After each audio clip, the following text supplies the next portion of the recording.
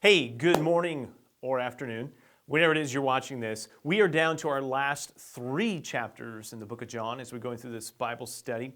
And today in John chapter 19, it begins by dealing with the trial of Jesus before Pilate. And Pilate is an interesting character that we're introduced here.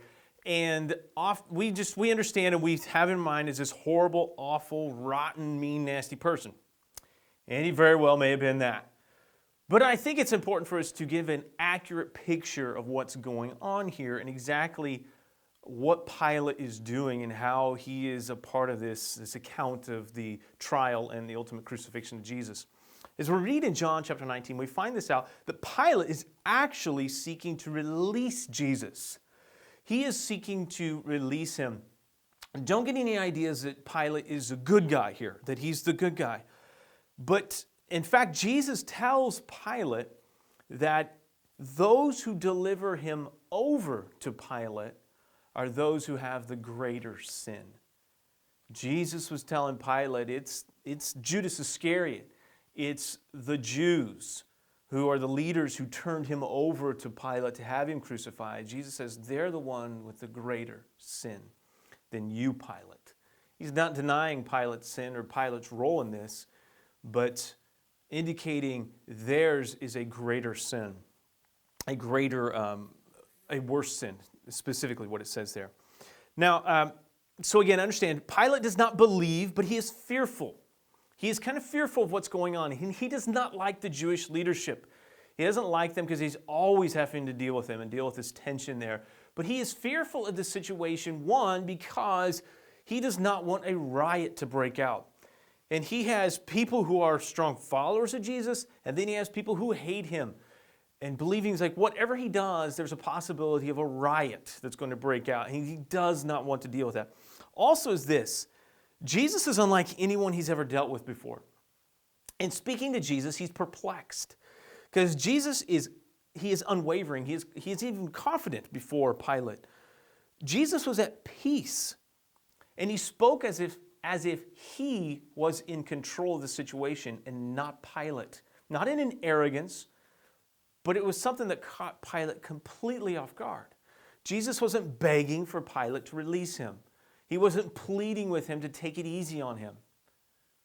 He just was speaking, as a matter of fact, and very, very confident, and very, just a bravery, and something that he had never seen before, that this man was willing to step into what was next. And he was not afraid of it. Jesus did not have fear of this, but Pilate did.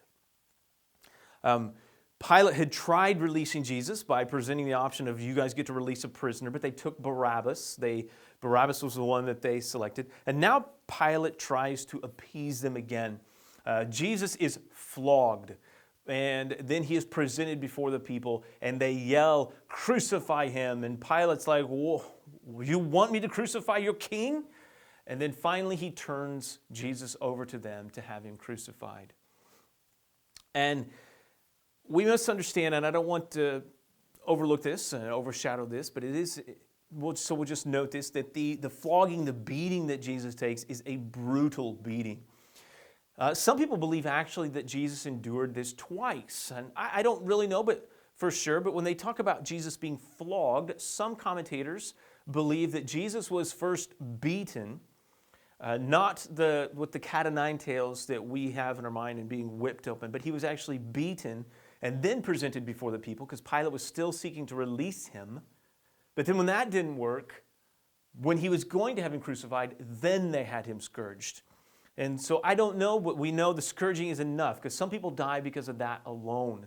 But Jesus ultimately, he is brutally abused, he is beaten, and then he is crucified. The Jews say, we get to see their heart. Their heart is revealed when they say, we have no king but Caesar. And it's not necessarily that they have a true allegiance to Caesar, but it is to the world.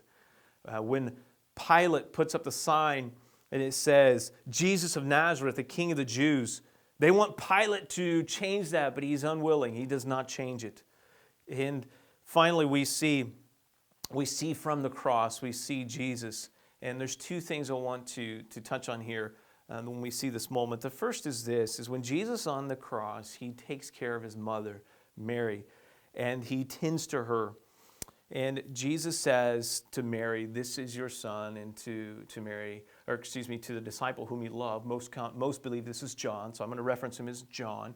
He tells John, "This is your mother," and she's going to go live with John now. And what's he doing? Well, Mary was a widow. Joseph, we understand, has died at some point in time, and Jesus is the oldest son, and he's to care for his mother, and so he assigns her to John the apostle. Why John? Why not a brother? James or something? Well, I think the reason is here is because Jesus has already said, "Who are my mother and my brother, my sister? Who are my true family?" It's those who believe. And so he's entrusting his mother to John here, instead of saying to James or one of his other brothers, because at this point we understand that his brothers don't believe. But John does. He's the one there at the cross. And so Mary is entrusted to the care of John, the one whom Jesus loved. Finally, we hear Jesus these words, "It is finished." The work that he had been sent to accomplish was fulfilled. It is finished. And then we see that he is buried, and it is Joseph of Arimathea and Nicodemus again who come out, and we see them. These were men who were trying to figure out how to follow Jesus, but the pushback was so great from the leaders. But now they associate themselves with Jesus in his death. This is a bold move of theirs to follow him. They come out of the dark to follow Jesus and to assign themselves to him, to associate themselves with him. And that's my challenge to you today, is hey, no matter where you're at in your walk with him. Step out. Follow him. I'll see you tomorrow.